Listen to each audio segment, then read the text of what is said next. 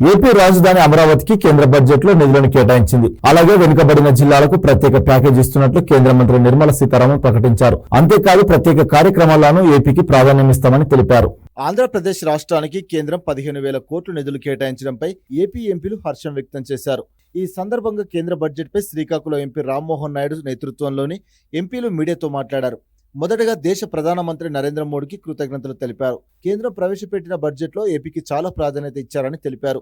రాష్ట్రంలో గత 5 ఏళ్లుగా ఉన్న సమస్యలను ఒక సమాధానం చెప్పే విధంగా కేంద్ర బడ్జెట్ ఉందన్నారు. కేంద్రం రాష్ట్ర ప్రభుత్వంపై ఏపీ ప్రజలు పెట్టుకున్న నమ్మకానికి బడ్జెట్లో రూపకల్పన చేశారని పేర్కొన్నారు.